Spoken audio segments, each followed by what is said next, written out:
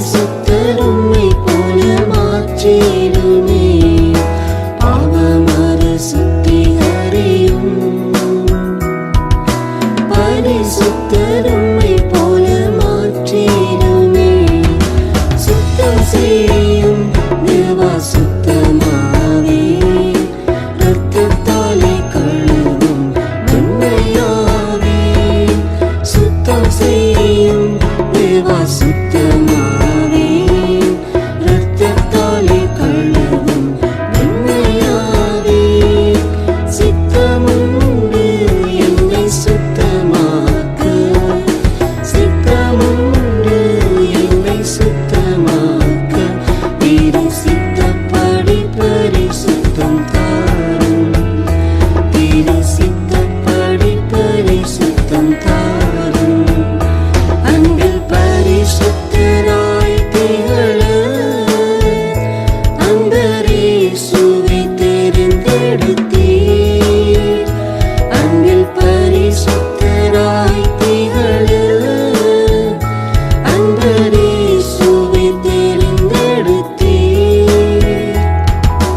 அழைத்தீரும் கிருபையினால் அசுத்தத்திற்கல்ல பரிசுத்தத்திற்கே. அழைத்தீரும் கிருபையினால் அசுத்தத்திற்கல்ல பரிசுத்தத்திற்கே. சுத்தம் செய்யும் தேவா சுத்தமாவே, இரத்தத்தாலே கழுவும் வெண்மையாவே. சுத்தம் செய்யும் தேவா சுத்தமாவே, இரத்தத்தாலே கழுவும் வெண்மையாவே. சித்தமுண்டு என்னை சுத்தமாக்க, சித்தமுண்டு என்னை சுத்தமாக்க. திரு சித்தப்படி பரிசுத்தம் தாரும், திரு சித்தப்படி பரிசுத்தம் தாரும்.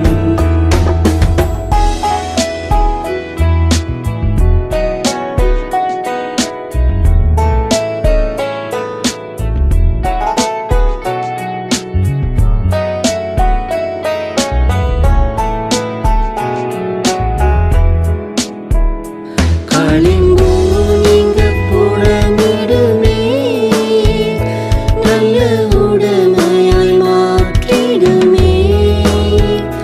களிம்பு நீங்க புறமிடுமே, நல்ல உடமையாய் மாற்றிடுமே. கரைதீரை பிள்ளையில்லாதே, கற்புள்ள கன்னிகையாய் நிறுத்திடுமே.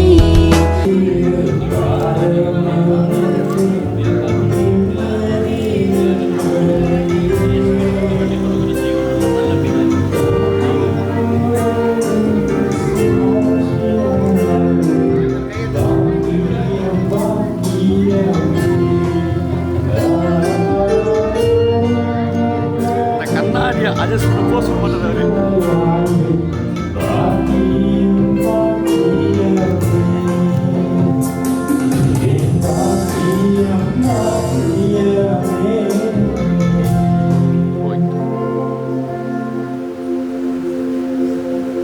கர்த்தரை பொறுப்பெடுத்துக் கொள்ளுங்க, நீ வழி நடத்துங்க. நீரே நடத்தி பெரிய காரியங்களை செய்யுங்க. இயேசு கிறிஸ்துவின் நாமத்தில் ஜெபிக்கிறோம் நல்ல பிதாவே, ஆமென், ஆமென்.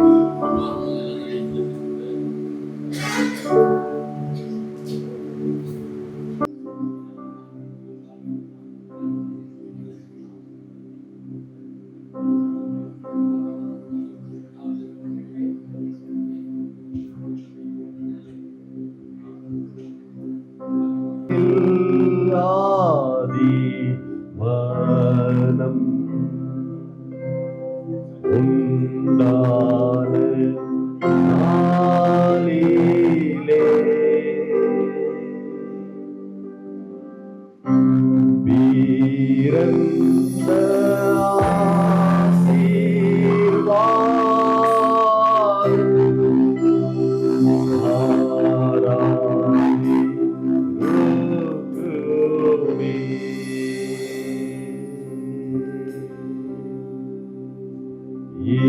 இப்போதும் பக்தி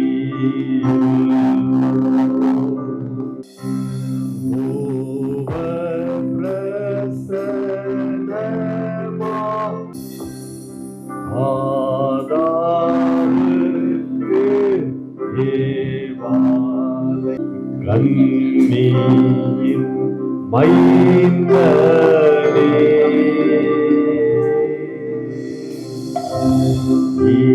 இவர்கள் இரு கையும் இணைக்க வாருமே.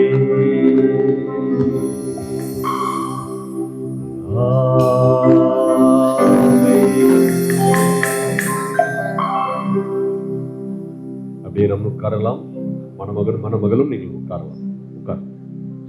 உட்காரலாம், எல்லாரும் உட்காரலாம். அப்படியே உட்காரலாம்.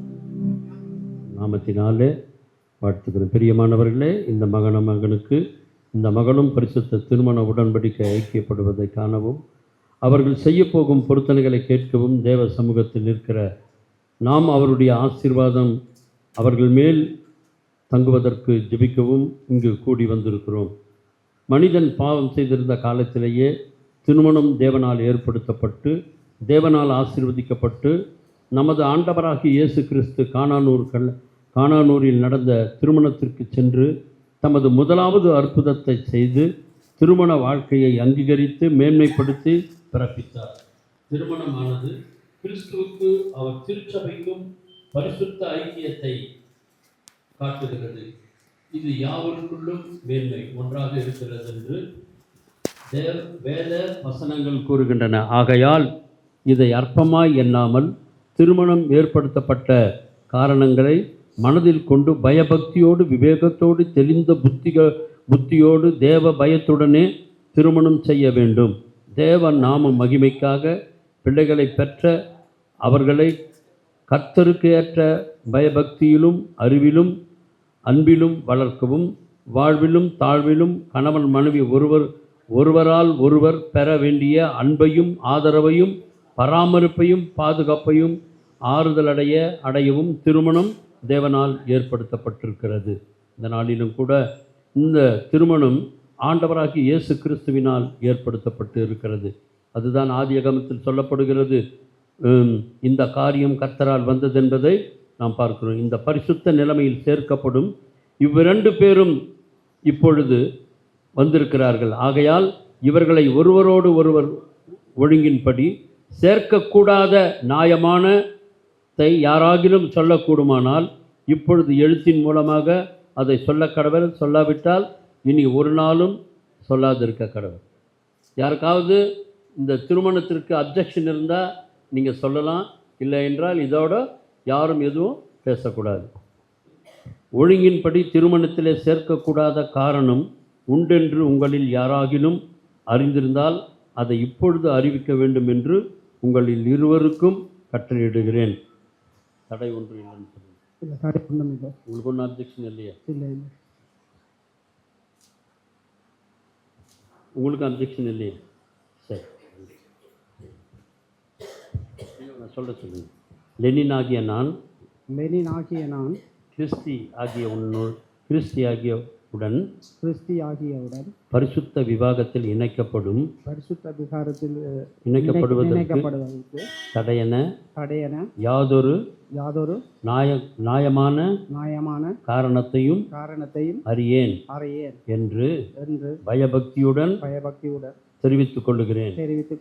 நீங்க சொல்லுங்க. கிறிஸ்தியாகிய நான் லெனினுடன் பரிசுத்த விவாகத்தில் இணைக்கப்படுவதற்கு தடையென யாதொரு நியாயமான காரணத்தையும் அறியேன் என்று பயபக்தியுடன் தெரிவித்துக் கொள்ளுகிறேன். சரி, பாடலை பாடும் பொழுது நாம கவனிப்போம். திருமணத்திற்கு நம்ம எல்லாம் வந்திருக்கிறோம், அது மிகுந்த சந்தோஷம். அதை விட என்னன்னா நம்முடைய ஆண்டவர் நம்மோடு கூட இருக்க வேண்டும். உண்மையில் அதுதான் என்னன்னா அவசியமான காரியங்களாக இருக்குது. முதல் காரியம் பார்க்கும்பொழுது இதோ மனிதர்கள் மத்தியில் அந்த பாடலை பாடி கர்த்தர் நம்ம நடுவிலே உலாவ வேண்டும் என்ற அவருக்கு நம்ம மகிமைப்படுத்தி அதன் பிறகு ஒரு சில பாடல்களை பாடி கர்த்தரை மகிமைப்படுத்தி வாசம் செய்பவரே எங்கள் நடுவிலே வசித்திட வீடும் தெய்வமே இதோ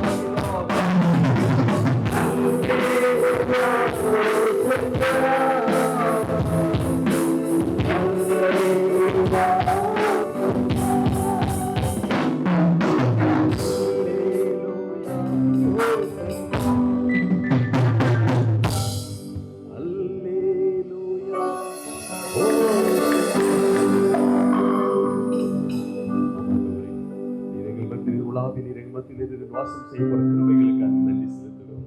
பரிசுத்த ஆவியானவர் நீர் ஆண்டவரே, எங்கள் மத்தியில் ஆண்டவரே நீர் வாசம் செய்த திருமணத்தை நீர் பொறுப்பெடுத்துக் கொள்ளுங்க ஆண்டவரே. இந்த பரிசுத்த மெய் விவாகத்தை ஆண்டவரே கர்த்தர் நீர் நடத்த போற கிருபைகளுக்காய் ஸ்தோத்திரம் ஆண்டவரே. நீர் நடத்தி ஆண்டவரே வழி நடத்த போற கிருபைகளுக்காய் ஸ்தோத்திரம். ஹல்லேலூயா ஹல்லேலூயா. உமக்கே நன்றி ஆண்டவரே, நன்றி ஆண்டவரே. அருள் ஏராளமாய் பொழியும் என்ற பாடலை பாடி கர்த்தரை மகிமைப்படுத்துவோம். உமக்கே எங்கள் நன்றிகளை ஏறெடுக்கும்.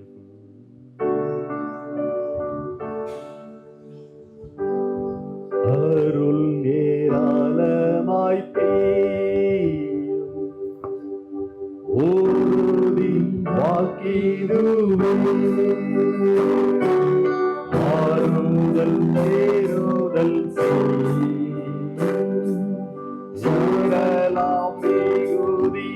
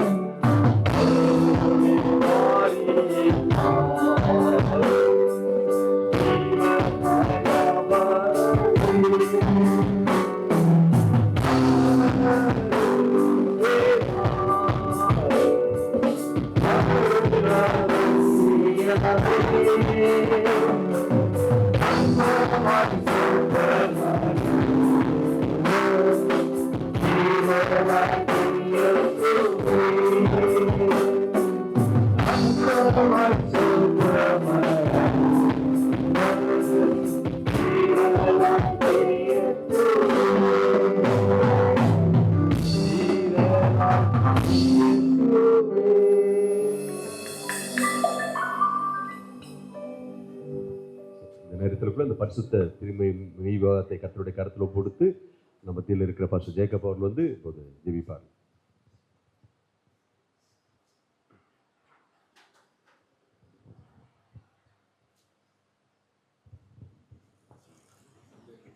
பரிசுத்தமுள்ள நல்ல தகப்பனை நன்றியோடு சுத்திரிக்கிற ஆண்டவர், இந்த ஆராதனைக்காக ஜெபிக்கிற ஆண்டவர், மீதியான நேரத்தை நீர் பொறுப்பெடுத்து நடத்துங்க. ஆண்டவரை நீரே பொறுப்பெடுத்து நடத்துங்க. ஆரம்பம் முதல் முடிவு வரைக்கும் உடைய பிரசனத்தினால உடைய மகிமையினால் நிரப்புங்க. செய்கிற ஒவ்வொரு செயலும் உடைய கிருபை இருக்கட்டும், உடைய பிரசனம் இருக்கட்டும். நீரே பொறுப்பெடுத்து நடத்துங்க. மீட்பர் ரட்சகர் இயேசு கிறிஸ்துவின் ஜெபிக்கிற தகப்பனே, ஆமென்.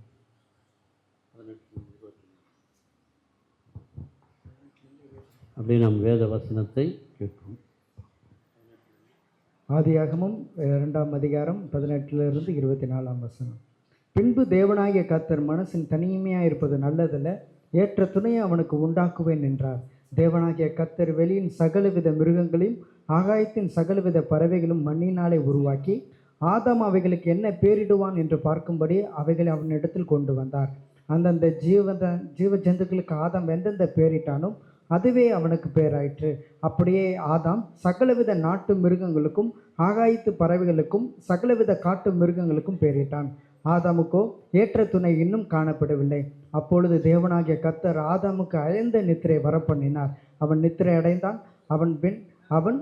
அவன் விலா எலும்புகளில் ஒன்றை எடுத்து அந்த இடத்தை சதையினால் அடைத்தார்.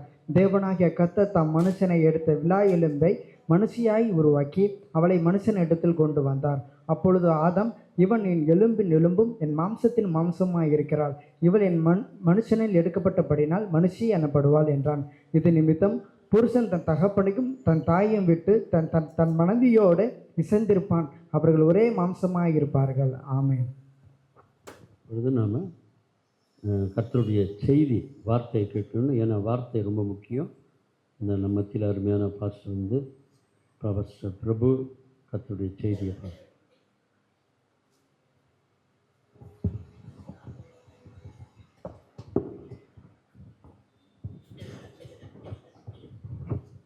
ஆண்டவராகிய இயேசு கிறிஸ்துவின் நாமத்தில் உங்கள் யாவருக்கும் நான் வாழ்த்துக்களை தெரிவித்துக் கொள்கிறேன். இந்த நேரம் கர்த்தருடைய வார்த்தையை அறிவிக்கின்ற ஒரு நேரம், ஒரு முக்கியமான ஒரு நேரமாக இருக்கின்றது. ஏனென்று பார்க்கும் பொழுது இப்பொழுது சொல்லப்படுகிற இந்த வார்த்தைகள் நம்முடைய வாழ்க்கைக்கு இது என்னன்னா ஒரு பிரயோஜனமானதும் நம்முடைய வாழ்க்கைக்கு ஒரு தேவையான ஒரு காரியமாக இருக்கிறது. ஆகவே தயவு கூர்ந்து பொறுமையோடு இதை கேளுங்கள். கர்த்தர் உண்மையிலே இந்த வார்த்தைகளோடு நம்மோடு இடைபடுவாராக. உண்மையிலே ஒரு கதையோடு நான் தொடங்குகிறேன். ஒரு புகழ்பெற்ற ஒரு பேச்சாளர் பர்வீன் சுல்தானா என்று சொல்வார்கள். ஒரு பெரிய ஒரு கூடுகையிலே, பெண்கள் கூடுகையிலே இப்படியாய் சொல்லுகிறார். ஒரு திருமண வாழ்வு என்பது ஒரு உன்னதமான வாழ்வாய், ஒரு அழகான ஒரு வாழ்வாய் எப்படி இருக்க வேண்டும் என்பதற்கு ஒரு உதாரணமாய் ஒரு வார்த்தையை சொல்லிக் கொண்டிருந்தார். சிலர் கேட்டு இருக்கலாம் அந்த கதை. ஒரு கணவனும் மனைவியும் என்னன்னா திருமணமாகி வாழ்ந்து கொண்டே இருந்தார்கள். வாழ்ந்து பிள்ளைகளை பெற்றார்கள். சமாதானமாய் வாழ்ந்து கொண்டிருந்தார்கள். ஏறத்தாழ பார்க்கும் பொழுது ஒரு 80 வயது அவர்களுக்கு ஆகிவிட்டது. 80 வயது ஆகிவிட்ட பிறகு என்னன்னா அந்த மனைவி தன் கணவனை கூப்பிடுகிறாளாம். ஒரு நாள், ஐயா, அப்பா, இங்க வாங்க. அப்பொழுது என்னன்னா இந்த ஐயாவும் வருகிறார். வந்து என்ன செய்கிறார் என்று பார்க்கும் பொழுது இவர்கள் எல்லாரும் கவனித்துக் கொண்டிருக்கிறார்கள். பா, நான் இவ்வளோ நாள் இருந்தேன், உங்ககிட்ட ஒரு காரியத்தை மட்டும் நான் சொல்லாமல் இருக்கிறேன்னு சொன்னார்களாம். என்னமா காரியம்னு கேட்டு அவரும் என்னன்னா இருந்தாராம். அப்பொழுது பார்க்கும் பொழுது என்னன்னா, எங்க அம்மா எனக்கு திருமணமான காலத்திலே எனக்கு என்னுடைய பாட்டி ஒரு பெட்டியை கொடுத்தார்கள். அந்த பெட்டியை இதுவரை நான் திறந்ததில்லை, நீங்களும் அதை பற்றி கேட்டதில்லை என்று சொன்ன. ஆமாம்மா, நீங்கள் இதுவரை அதை திறந்ததில்லை, அதை பற்றி கேட்டதும் இல்லை என்று சொன்னார்கள். இப்பொழுது நான் அந்த பெட்டியை திறக்கப் போகிறேன். நல்லா கவனிங்க. நான் பெட்டியை திறக்கப் போகிறேன். நீங்கள் என்ன செய்ய வேண்டும் என்றால் அதில் இருக்கிற என்ன ரகசியமே நீங்கள் பார்க்க வேண்டும். ஏன்னா எனக்கு தெரியும் நீங்கள் அதை திறந்ததே இல்லை, இத்தனை வருஷத்தில் என்னன்னா இவ்வளோ நாள் ஆனது என்று சொன்னார்கள். அவரும் சரியுங்கள் என்று சொன்னாராம். அப்போ அந்த பெட்டியை அந்த ஐயா எடுத்து கொடுத்தார். இவர்கள் என்னன்னா அந்த பெட்டியை திறந்தார்கள்.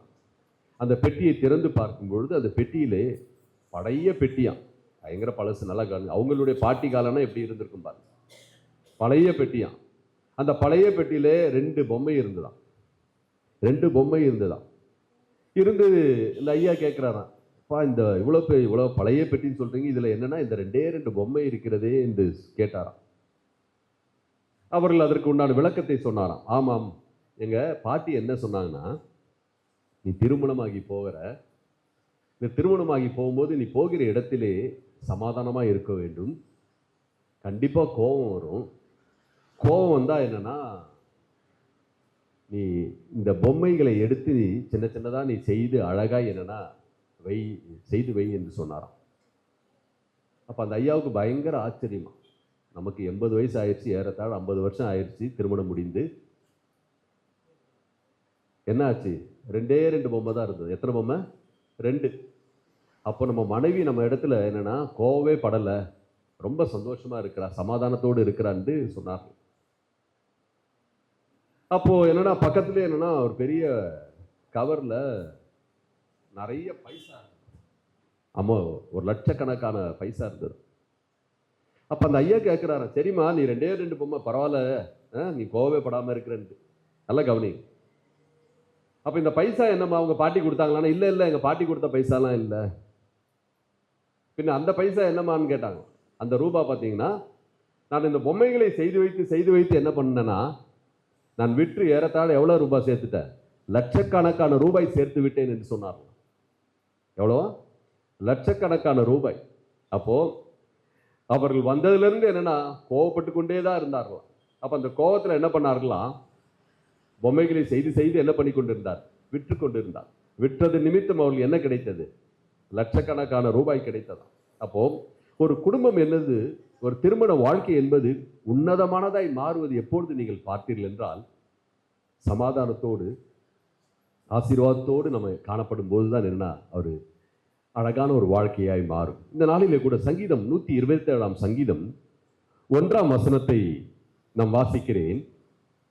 127 சங்கீதம் 1 வசனம், கர்த்தர் வீட்டை கட்டாராகில் அதை கட்டுகிறவர்கள் பிரயாசம் விருதாம், கர்த்தர் நகரத்தை காவாராகில் காவலர்கள் விழித்திருக்கிறது விருதாம். இந்த இடத்துல பார்க்கும்போது இதை என்னன்னா வீட்டை பற்றி இந்த இடத்துல குறிப்பிடப்பட்டிருக்கிறது. ஆனால் நான் உங்களுக்கு சொல்லுகிறேன், கவனிங்க, மணமகனும் மணமகளும், கர்த்தர் உங்கள் வாழ்க்கையை கட்டாராகில், நல்லா கவனிங்க, இந்த இடத்துல வீடுன்னு குறிப்பிடுது, அந்த வீட்டுக்கு பதில் என்னன்னா உங்களுடைய வாழ்க்கையை போட்டுங்க. கர்த்தர் உங்கள் வாழ்க்கையை கட்டாராகில் அதை கட்டுகிறதும் பிரயாசம் விருதா. அப்போ உங்கள் வாழ்க்கை யாரால் கட்டப்பட வேண்டும் என்றால் ஆண்டவரால் கட்டப்பட வேண்டும். நல்லா உணர்ந்து கொள்ளு. ஏனென்றால் ஒரு கிறிஸ்துவ வாழ்க்கை என்பது சாதாரண வாழ்க்கை அல்ல. ஒரு சாட்சியுள்ள ஒரு வாழ்க்கை, ஒரு எல்லாவற்றையும் ஒரு மேன்மையுள்ள ஒரு வாழ்க்கையை நீங்கள் வாழ வேண்டும்.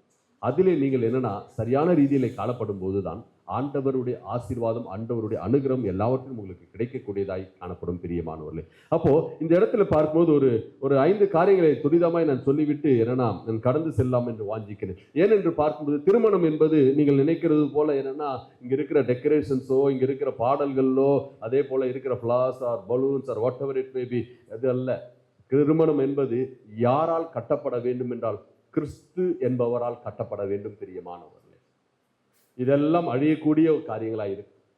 ஆனால் கிறிஸ்துவினுடைய அவரை மூலம் கட்டப்படுகிற ஒரு வாழ்க்கை அழியக்கூடாதது, ஒரு நாளும் மாறாததா இருக்கும் என்பதில் எந்த சந்தேகம் இல்லை பிரியமானவர்களே. அப்போ உங்களுடைய அடித்தளம் எதுவாக இருக்கும்? முதல் காரியம் பாருங்க, the foundation of your marriage life.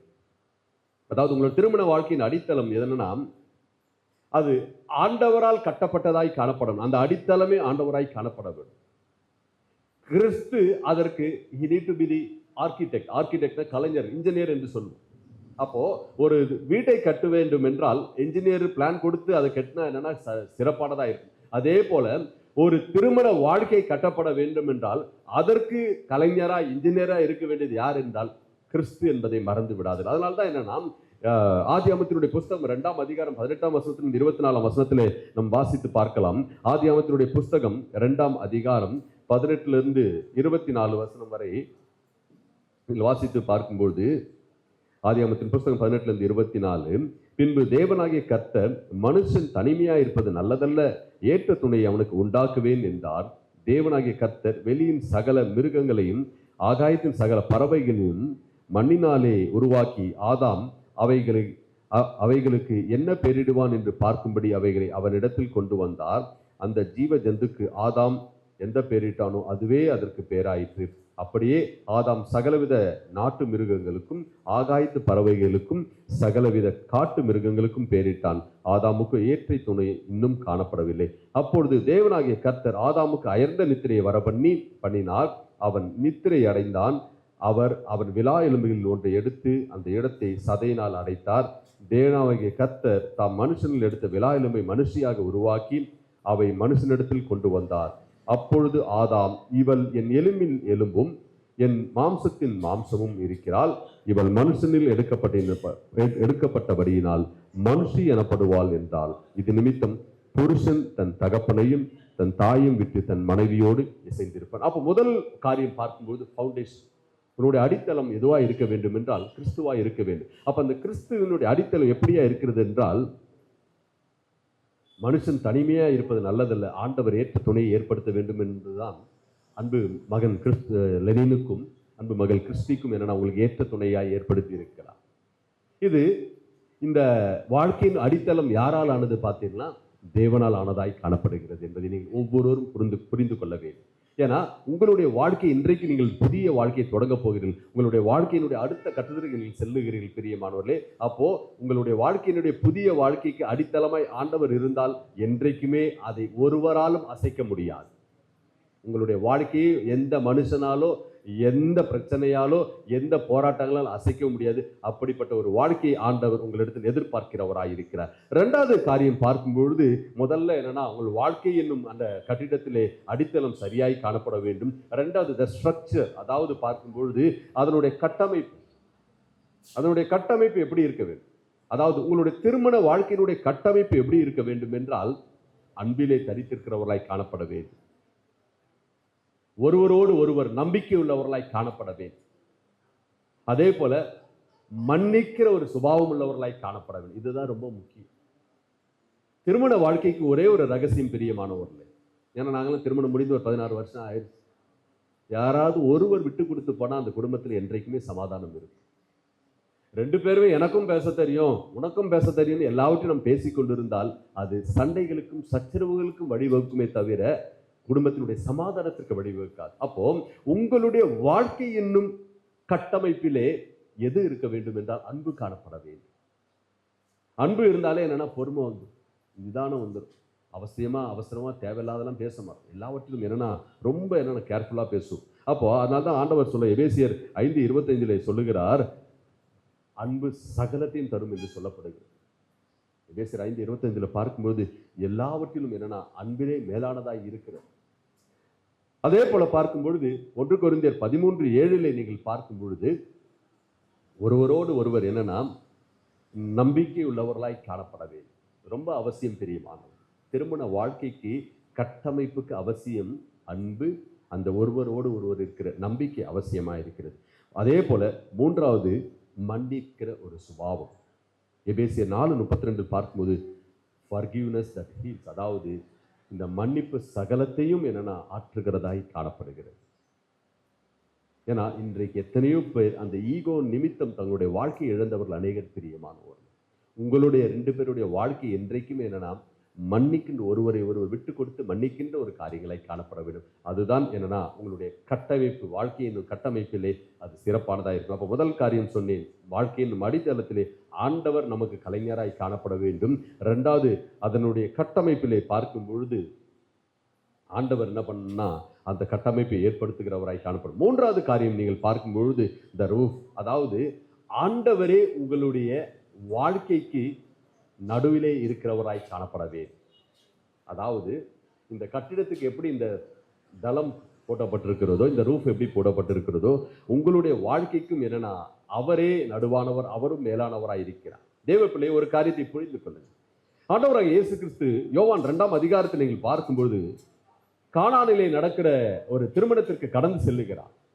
கடந்து செல்லும் பொழுது என்னன்னா திருமணத்திலே திராட்சரசம் தீர்ந்து விட்டது. திராட்சரசம் தீர்ந்து விட்டது நிமித்தம் அந்த இடத்துல நடக்கிற காரியங்கள் என்ன பார்க்கும் பொழுது எல்லாம் தீர்ந்து விட்டது. ஒரு எம்ப்டினஸ், அதாவது அந்த இடத்துல ஒரு வெறுமை ஏற்படுகிறது. அப்ப அந்த வெறுமையை யார் மாற்றுகிறார் என்றால், நல்லா கவனிங்க, உங்களுடைய வாழ்க்கையிலே ஆண்டவர் உங்கள் நடுவிலே இருந்தால், பரிசுத்த ஆவியானவருக்கு நீங்கள் இடம் கொடுப்பீர்கள் என்றால், உங்களுடைய வாழ்க்கையிலே ஆண்டவர் இருப்பார் என்றால், உங்களுடைய வெறுமையை எல்லாம் ஆண்டவர் மாற்றுகிறவராய் இருக்கிறார். நீங்க நினைக்கலாம், எங்களுக்கு கையில ஒன்றுமே இல்லை, எங்களுக்கு எதுவுமே இல்லை என்று நீங்கள் நினைக்கலாம். ஆனால் ஆண்டவர் என்ன செய்வார் என்றால், அவர் உங்களோட இருக்கும்போது, உங்கள் 2 பேருடைய வாழ்க்கையிலே அவர் நடுவிலே இருக்கும்பொழுது, அவர் எல்லாவற்றிலும் உங்களை ஆசீர்வதித்து உயர்த்துவார் என்பதில் எந்த சந்தேகம் இல்லை பிரியமானவர்களே. அப்ப முதல்ல அடித்தளம் சரியாய் காணப்பட வேண்டும். கட்டமைப்பு அன்பினாலே, நம்பிக்கையினாலே, மன்னிப்பினாலே கட்டமைப்ப வேண்டும். 3வது, அந்த சென்றாய் இருக்கின்ற தளமானது இயேசு கிறிஸ்துவே உங்களுக்கு நடுவில் இருக்கிறார் என்பதை புரிந்து கொள்ள வேண்டும். 4வது பார்க்கும்போது, இந்த வாழ்க்கையின் கட்டமைப்பிலே இருக்கின்ற இந்த சுவர்கள், அதே சுவர்கள் பார்க்கும்போது விசுவாசத்திலும் உடன்படிக்கையிலும் காணப்படுகிறவர்களாய் காணப்பட வேண்டும். வாழ்க்கையில புயல் அடிக்கும் பிரியமானவர்கள், எல்லோருடைய வாழ்க்கையிலும் என்னன்னா புயல் கண்டிப்பா ஏதாவது பிரச்சனைகள் வரும்போது அதை புயல் வந்த உடனே ஓடிவிடக்கூடாது. அதை எப்படி சரி செய்ய வேண்டும் என்பதை அதையும் தாங்க ஆண்டவர் உனக்கு பலனை கொடுப்பார் என்பதை மறந்து விடாது. அதை எப்படி நம்ம என்ன சரி செய்யலாம் என்று யோசி. அதே போல பார்க்கும் பொழுது இந்த வாழ்க்கையின் சுவரை என்னன்னா பல விதத்தில் என்னன்னா பல சொற்கள் மூலம் நம்மளை என்னன்னா காயப்படுத்துவார்கள். பல மனிதர்கள் நம்மளை காயப்படுத்துவார்கள், பல ரீதியில் நம்மளை காயப்படுத்துவார்கள். அவர்களையும் நீங்கள் என்ன பண்ணணும்னா திரும்ப காயப்படுத்த வேண்டாம், அவர்களை நீங்கள் மன்னிக்கிறவர்களாய் காணப்பட வேண்டும். இது உங்களுடைய வாழ்க்கைக்கு அவசியமா இருக்கிறது. 3வது பார்க்கும் பொழுது, உங்களுடைய வாழ்க்கை என்னும் அந்த சுவற்றிலே கடினமானது இருக்கும். கடினமான சூழல்கள் வரும்பொழுது நாம் ஓடிவிட வேண்டாம் பிரியமானவர்களே. இதற்காக ஒவ்வொரு நாளும் ஜெபிக்கிறவர்களாய் காணப்பட வேண்டும். 3 காரியம் என்னன்னா, ரிப்பேர், ஃபர்கிவ், ப்ரே. அதாவது உங்களுடைய வாழ்க்கை என்னும் அந்த சுவற்றிலே 4வது காரியம், அந்த சுவற்றிலே இருக்கிற அந்த உடன்படிக்கையிலே நீங்கள் சரி செய்கிறவர்களாய், மன்னிக்கிறவர்களாய், ஜெபிக்கிறவர்களாய் காணப்பட வேண்டும். இப்படிப்பட்ட வாழ்க்கை தான் ஆண்டவர் எதிர்பார்க்கிறவராய் இருக்கிறார். அதே போல பார்க்கும்பொழுது, இந்த வாழ்க்கை என்னும் கட்டமைப்பிலே கடைசியாய் 5வது காரியம் பார்க்கும்போது, the blessing, God's presence brings peace. அதாவது ஆண்டவருடைய பிரசன்னம் உங்களுக்கு என்றைக்கும் என்னன்னா சமாதானத்தை கொடுக்கிறதாய் காணப்படுகிறது. ஆண்டவர் இயேசு கிறிஸ்து பார்க்கும் பொழுது, அவர் கடந்து செல்லும் பொழுது, நான் உங்களுக்காக என்ன வைத்து போகிறேன், சமாதானத்தை வைத்து போகிறேன் என்று சொல்லுகிறார். அப்பொழுது இந்த சமாதானத்தை தரப்போகிறது உங்களுக்கு யாரு? உங்களுடைய குடும்பங்கள்ல, உங்கள் வாழ்க்கையில கர்த்தர் ஒருவர் என்பதை மறந்து விடாது. உங்களுடைய வாழ்க்கைக்கு அடிச்சுவடாய் இருந்து அவர் ஒருவரே நமக்கு துணையாக இருக்கிறது யார் என்றால் ஆண்டவர் தான் என்பதை மறந்து விடாது. அப்போ அவர் உங்களை நடத்துவார். ஆண்டவர் உங்களுக்கு போதிய ஞானத்தை தந்து எப்படி உங்களுடைய வாழ்க்கையிலே முடிவுகளை எடுக்க வேண்டும் என்பதிலே ஞானத்தை தருவார். தேவ பிள்ளைகள், உங்களுக்கு சொல்லுகிற ஒரு அன்பின் அறிவுரை, எந்த ஒரு காரியங்களில் முடிவு எடுக்கிறீர்கள் என்றால், கணவன் மனைவி இருவரும் சேர்ந்து காரியங்களை பேசுங்கள், சூழல்களை பேசுங்கள், இதை குறித்தினுடைய விளைவுகளையும் குறித்து யோசிங்க. அதன் பிறகு என்னன்னா ஒரு முடிவுகளை எடுக்கும். ஏன்னா இன்றைக்கு நிறைய குடும்பங்களிலே கணவன் முடிவுகளை மட்டும் எடுப்பார். சில குடும்பங்களில் மனைவி மட்டும் முடிவு எடுத்த கணவன் அமைதியா இருப்பார். அப்படி இல்லை, நீங்கள் இருவரும் சேர்ந்து எடுக்கிற முடிவுகள் தான் உங்களுக்கு என்றைக்குமே ஆசீர்வாதத்தை தரக்கூடியதாய் காணப்படும் பிரியமானவர்கள். நீங்கள் நினைக்கலாம், இதெல்லாம் எப்படியான்னா, இதுதான் வாழ்க்கை, ஆண்டவர் நம்மளுக்கு கற்றுக் கொடுக்கிற ஒரு பாடமாக. இதெல்லாம் எப்படியா நான் ஃபேஸ் பண்ண போறேன், புதிய வாழ்க்கை பயமா இருக்குன்னு நீங்களோட யோசிக்கலாம். தேவ பிள்ளையே, ஆண்டவர் உங்களை இந்த காலை வேளையில் அதனால தான் எங்களை அழைத்து இருக்கிறார். இந்த வார்த்தைகளுக்கு நீங்கள் செவி கொடுக்கும்போது ஆண்டவர் உங்களை அதிகமாய் ஆசீர்வதிக்கிறவராய் இருக்கிறார். அதாவது 2வது பார்க்கும்போது, அவருடைய அனுசரணை உங்களுக்கு கிரீடமாய் இருக்க போகிறது. எப்படியெல்லாம் உங்களுக்கு ஆசீர்வாதம் கொடுக்க போகிறார்? நீங்கள் நல்லாய் கட்டமைப்பட்ட வீடுகளை, அதாவது உங்களுடைய வாழ்க்கையை நீங்கள் கட்டமைப்பீர்கள் என்றால் அந்த ஆசீர்வாதம் என்னன்னா சமாதானத்தினுடைய ஆசீர்வாதமாக இருக்கும். உங்களுடைய இருதயத்தை நிரப்பி இருக்கும். 2வது, ஞானத்தினால் ஆண்டவருடைய நிரப்பி நடத்துவார். 3வது பார்க்கும்பொழுது, அவருடைய அனுசரணை என்றைக்குமே எப்போதுனா உங்களுடைய தலைகளுக்கு கிரீடமாக இருக்கும் பிரியமான. God's favor is necessary for every people. ஒவ்வொரு தேவ பிள்ளைகளுக்கும் ஆண்டவருடைய அனுசரணை என்பது அவசியமாக இருக்கிறது. அதிலே நீங்கள் செவிசாய்ப்பீர்கள் என்றால் உங்களுடைய வாழ்க்கை வெற்றியுள்ள ஒரு வாழ்க்கையாய் காணப்படும் பிரியமானவர்கள். நான் சொன்னது போல அந்த கதையில நிறைய பொம்மைகளை செய்து விற்கிறதை விட நம்முடைய வாழ்க்கை என்னும் இந்த வாழ்க்கையினுடைய கட்டமைப்பை சரியாய் நாம் நடத்தி சரியாய் நாம் செல்லுவோம் என்றால் ஆண்டவருடைய ஆசீர்வாதம் அனுக்கிரம் அதிகமாய் இருக்கும் என்பது எந்த சந்தேகம் இல்லை பிரியமானவர்கள். இந்த சத்திய வார்த்தையோடு இந்த காலை வேளையில் கடந்து செல்லுங்கள். இதை கேட்கிறவர்கள் பாக்கியவான்களாக இருப்பீர்கள். இது இவர்கள் 2 பேருக்கு மாத்திரமல்ல பிரியமானவர்கள், இங்கே வந்திருக்கிற ஒவ்வொருவருக்கும் இந்த வார்த்தை பொருந்தக்கூடியதாக. நீங்கள் எந்த மதத்தினராக இருக்கலாம், நீங்கள் யார் வேணாலும் இருக்கலாம், அதெல்லாம் ஆண்டவருக்கு ஒரு பெரிய விஷயமே இல்லை. ஆனால் வாழ்க்கை என்பது எல்லா மதத்திலும் என்னன்னா கணவன் மனைவி எல்லாம் இதுதான். அப்போ எல்லா மதத்திலும் என்னன்னா கணவன் மனைவிக்கு கட்டுப்பட்டு அனுசரணையோடு அவர்கள் வாழ்வீர்கள் என்றால், அன்போடு நீங்கள் வாழ்வீர்கள் என்றால் எல்லா வாழ்க்கையும் அமைதியாக இருக்கும். எல்லா வாழ்க்கைக்கும் என்னன்னா ஒரு பெரிய பெரிய ஆசீர்வாதம் கிடைக்கும் என்பதில் எந்த சந்தேகம் இல்லை பிரியமானவர்கள். ஆகவே இந்த சிந்தனையோடு உங்களுடைய வாழ்க்கையை கட்டமையுங்கள். நீங்கள் உலகத்திற்கு வெளிச்சமாய் மாற வேண்டும். நீங்கள் 2 பேரும் கர்த்தருடைய வருகையிலே ஒரு சிறந்த ஒரு தம்பதிகளாய் காணப்பட வேண்டும் என்பதை இந்த காலை வேளை உங்களை ஆசீர்வதிக்கிறேன். ஒரு அக்கிலாவை பிரிஸ்கிலாவை போல ஆண்டவர் உங்களை ஆசீர்வதிக்கப்பட வேண்டும். அவர்கள் ஆண்டவருக்கென்று அநேகருக்கு பயன்பட்டார்கள். ஆண்டவர் உங்களையும் அப்படியாய் பயன்படுத்துவார், உங்களையும் வழி நடத்துவார், எந்த சந்தேகமில்லை. ஆகவே இந்த சிந்தையோடு கடந்து செல்வோம். கர்த்தர் உங்களை அதிகமாய் ஆசீர்வதிப்பாராக. ஒரு பாடலை பாடி கர்த்தரை மகிமைப்படுத்துவோம். கர்த்தர் நம்மை வழிநடத்து ஆசீர்வதியும் கர்த்தரே என்ற பாடலை பாடி கர்த்தரை மகிமைப்படுத்தும்.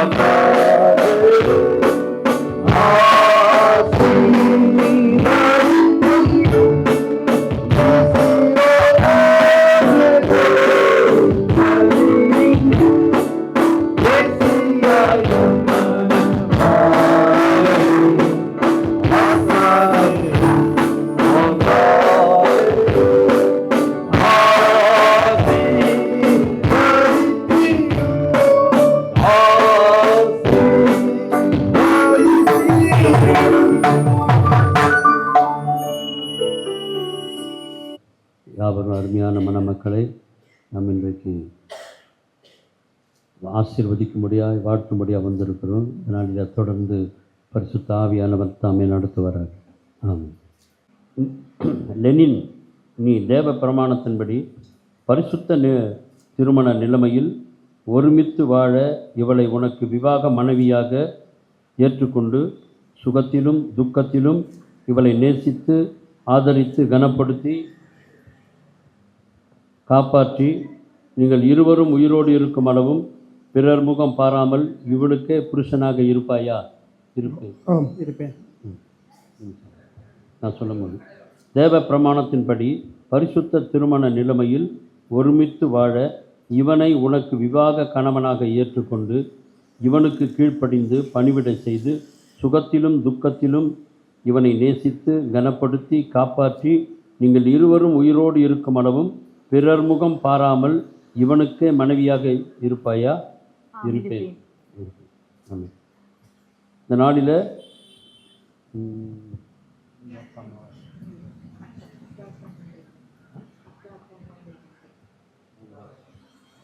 மணமகளுடைய அத்தான்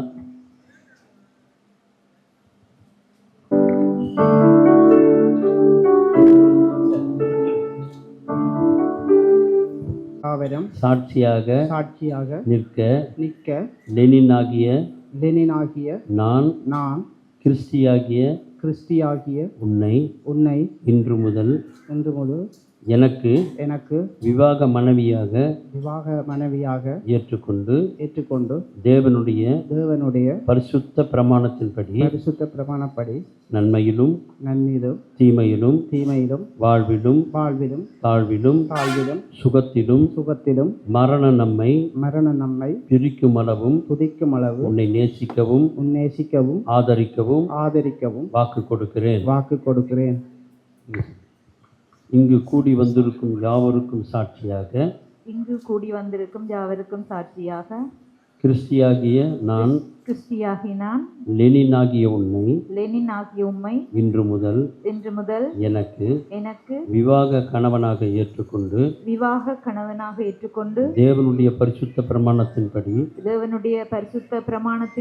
நன்மையிலும் தீமையிலும் வாழ்விலும் தாழ்விலும் சுகத்திலும் மரணம் நம்மை பிரிக்கும் அளவும் உன்னை நேசிக்கவும் ஆதரிக்கவும் உமக்கு கீழ்ப்படிந்து வாக்கு கொடுக்கிறேன்.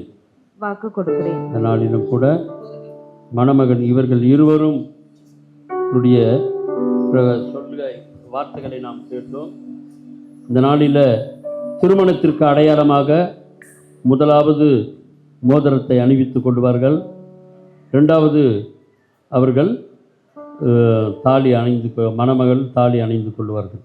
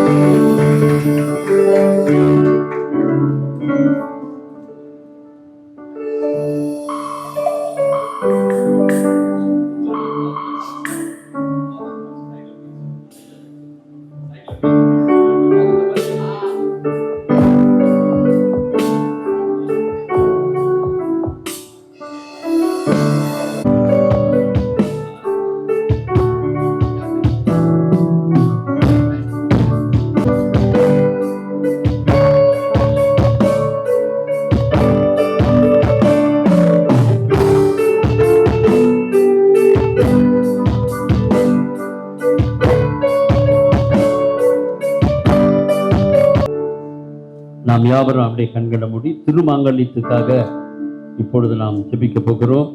கண்களை திருமாங்கல்யத்தினுடைய கரத்தில் ஒப்பு கொடுக்கிறையா.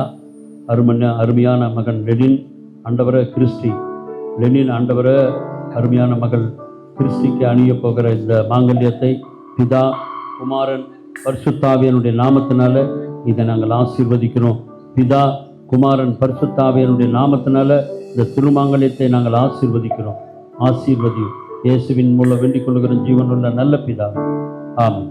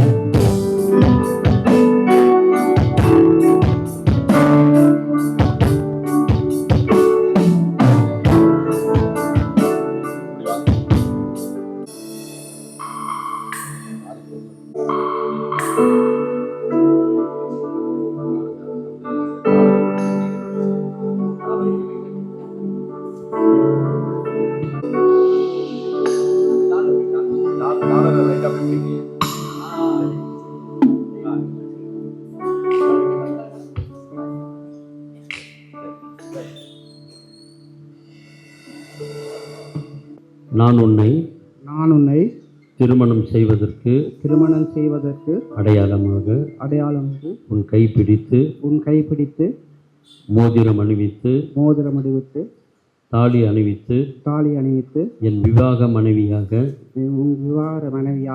ஏற்றுக்கொண்டு என் சரீரத்தினால் உன்னை மேன்மைப்படுத்தி எனக்கு உண்டான உலக சொத்துக்களை எல்லாம் உனக்கு சுதந்திரமாக கொடுக்கிறேன். பிதா குமாரன் பரிசுத்தாவியின் நாமத்தினாலே ஆமென். பரிசுத்தாவியனுடைய நாமத்தினால ஆசீர்வாதம்.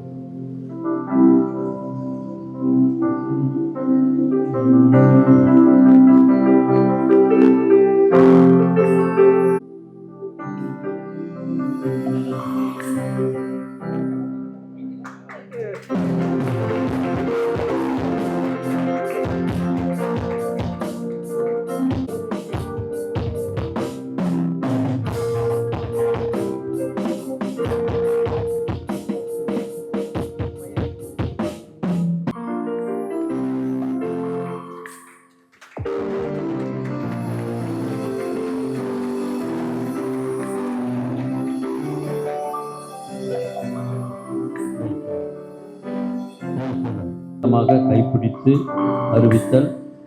இவர்கள் திருமாங்கல்யத்தை அணிந்து மோதிரம் மாற்றிக்கொண்டு இவர்கள் கணவனும் பரிசுத்தாவியனுடைய நாமத்தினால அறிவிக்கிறேன். ஆமென்.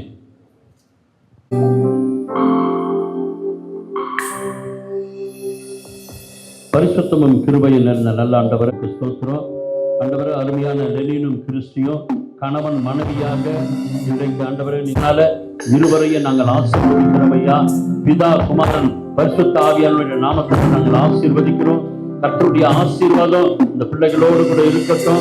வாழ்க்கையில தெய்வ பயத்தோடு ஒருவருக்கு ஒருவர் கீழ்ப்படிந்து எல்லாவற்றிலும் ஆண்டவர் உமக்கு முன்பாக சாட்சியா இருக்க உதவி செய்யுங்க. பெரிய காரியங்களை செய்யும் ஆண்டவரே. இவர்கள் எல்லாவற்றிலும் பூமிக்குரிய ஆசீர்வாதம், பரலோகத்துக்குரிய ஆசீர்வாதங்களை கொடுங்க. ஏற்றுக்கொள்ளும் இயேசுவின் மூலம் வேண்டிக் கொள்கிற ஜீவன் உள்ள நல்ல பிதாவை. அப்படியே எழுந்து நிற்போம்.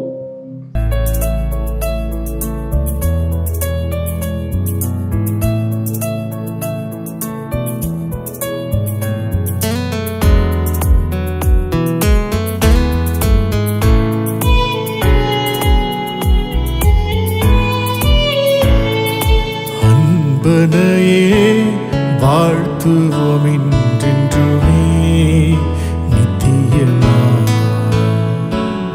அன்பனையே வாழ்த்துவோம் என்றென்றுமே நித்தியமாய். அற்புதமாய் முழுதும் அடியேனை பார்த்தீரே. அற்புதமாய் முழுதும் அடியேனை பார்த்தீரே. வாழ்த்துகிறேன் இயேசு சுவாமி, வாழ்த்துகிறேன் இக்காலையிலே. வாழ்த்துகிறேன் இயேசு சுவாமி, வாழ்த்துகிறேன் இக்காலையிலே. கஷ்டமானாலும் நஷ்டமானாலும் நாதனை துதி மனமே. கஷ்டமானாலும் நஷ்டமானாலும் நாதனை துதி மனமே. பஞ்சப்பசியுடன் பங்கம் வந்தாலும் நாதனை துதி மனமே. பஞ்சப்பசியுடன் பங்கம் வந்தாலும் நாதனை துதி மனமே. ஜீவனானாலும் மரணமானாலும் தேவனை துதி மனமே. ஜீவனானாலும் மரணமானாலும் தேவனை துதி மனமே. போற்றுவோமே போற்றுவோமே என் தேவரீரை யுவே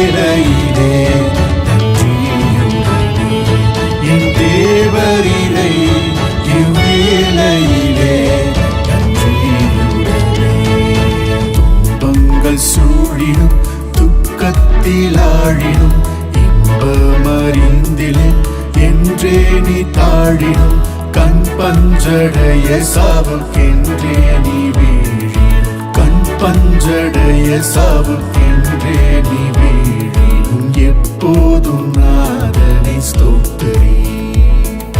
கல்வாரியில் ஜீவன் தந்த எங்கள் தேவா இயேசுநாதா, கல்வாரியில் ஜீவன் தந்த எங்கள் தேவா இயேசுநாதா, எங்கள் உள்ளம் உந்தன் அன்பால் நிறைந்தும்மை துதித்திட, எங்கள் உள்ளம் உந்தன் அன்பால் நிறைந்தும்மை துதித்திட, என் தேவனே என் அன்பனே வந்திடுவீர் வல்லமையாய்.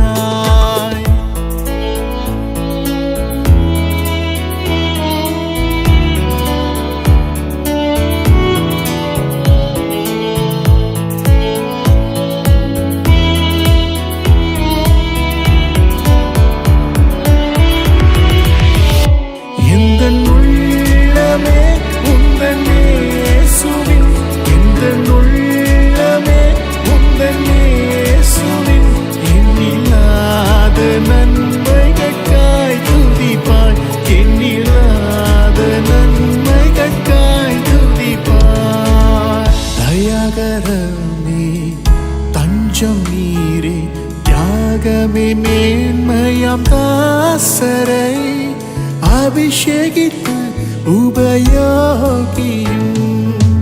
தயாகரமே தஞ்சம் நீரே, தியாகமே மேன்மையாம் தாசரை அபிஷேகித்து உபயோகியும். எங்கள் கருணை கடலாம் இயேசுவே, கனிவுடனே இப்போ இறங்கிடுமே. தாமிசம் எல்லாம் வாடும் புல்தானே, பூவில் வளர்ந்திடு வயலின் பூவாமே. மாமிசம் எல்லாம் வாடும் புல்தானே, பூவில் வளர்ந்திடு வயலின் பூவாமே. கர்த்தன் கருணைக்கு கரை என்பதில்லையே, நித்தியமாக நிலைத்திடுமே. கர்த்தன் கருணைக்கு கரை என்பதில்லையே, நித்தியமாக நிலைத்திடுமே. என் ஆத்துமாவே என் முழு உள்ளமே உன்னதன் உத்தம நாமத்தை ஸ்தோத்தரி.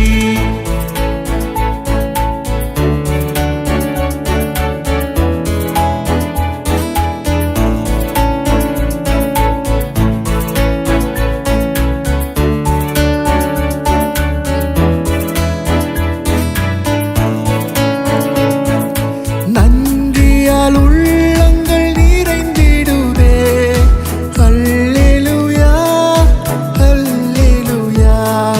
நன்றியால் உள்ளங்கள் நிறைந்திடுதே.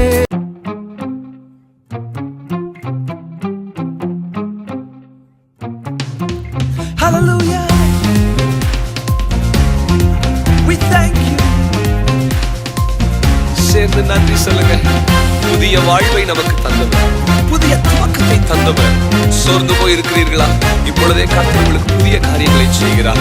கடந்த ஆண்டு முழுவதும் நம்மை உண்மையாய் நடத்தினவர் இந்த புதிய ஆண்டை நமக்கு தந்திருக்கிறாரே. சேர்ந்து பாடுவோமா? புது வாழ்வு தந்தவரே, புது துவக்கம் தந்தவரே, புது வாழ்வு தந்தவரே, புது துவக்கம் தந்தவரே. நன்றி உமக்கு நன்றி, முழு மனதுடன் சொல்கின்றோம். நன்றி உமக்கு நன்றி, மன நிறைவுடன் சொல்கின்றோம். சொல்லுங்க, நன்றி நன்றி உமக்கு நன்றி, முழு மனதுடன் சொல்கின்றோம்.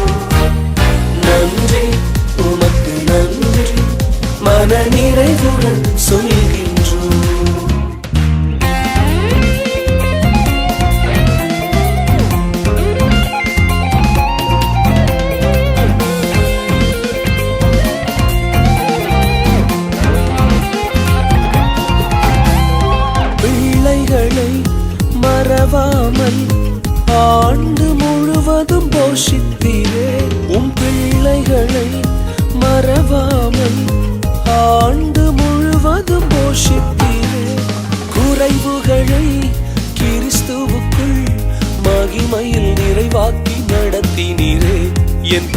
எலும்புகளை கிறிஸ்துவுக்குள் மகிமையில் நிறைவாக்கி நடத்தினீரே, அதற்கு நன்றி, உமக்கு நன்றி முழு மனதுடன் சொல்கின்றோம். நன்றி, உமக்கு நன்றி மனநிறைவுடன் சொல்கின்றோம். நன்றி, உமக்கு நன்றி முழு மனதுடன் சொல்கின்றோம். நன்றி, உமக்கு நன்றி மனநிறைவுடன் சொல்கின்றோம்.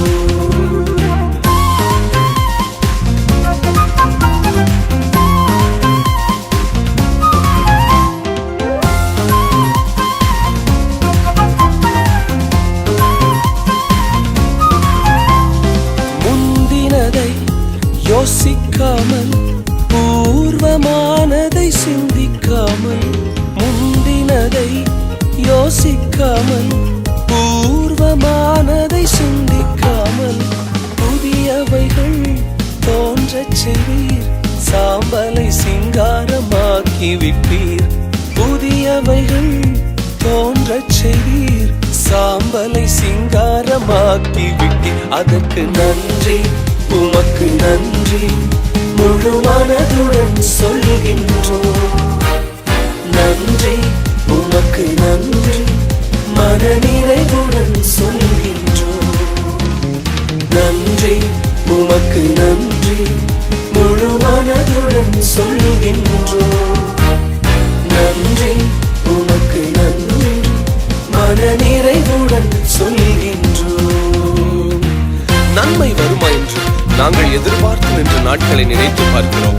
ஏந்தி நின்ற எங்கள் கரங்களை இன்றைக்கு கொடுக்கும் கரங்களாய் மாற்றி வைத்திருக்கிறீரே, இதற்கு எப்படி அப்பா நன்றி சொல்வோம். Yes, we thank you Lord.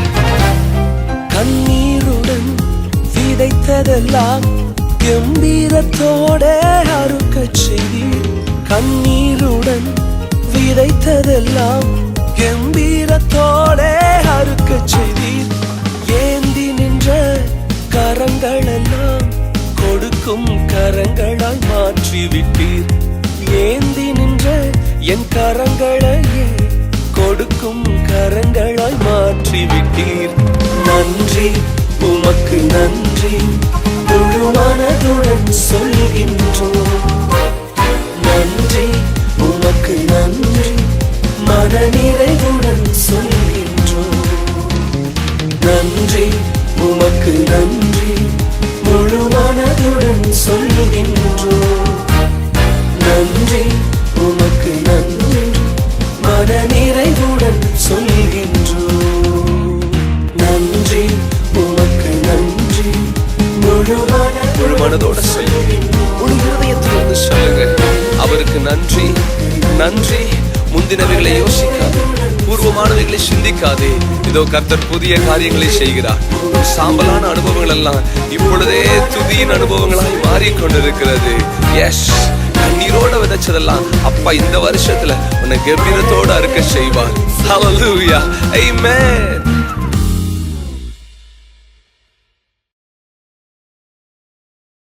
கர்த்தன் கருணைக்கு கரை என்பதில்லையே, நித்தியமாக நிலைத்திடுமே.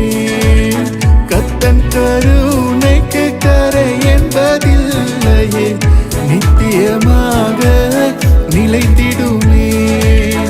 என் ஆத்துமாவே, என் முழு உள்ளமே, உன்னதன் உத்தம நாமத்தை ஸ்தோத்தரி.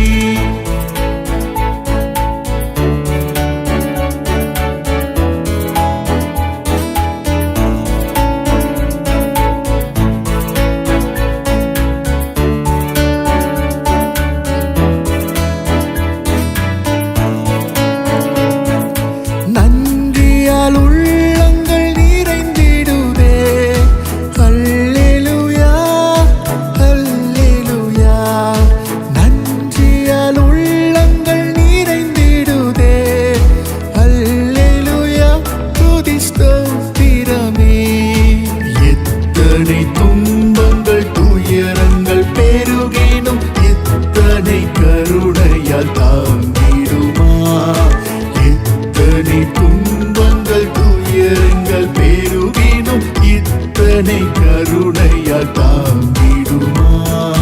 தூய தூய தேவனை நாம் போற்றி ஏற்றி புகழ்ந்திடுவோம்.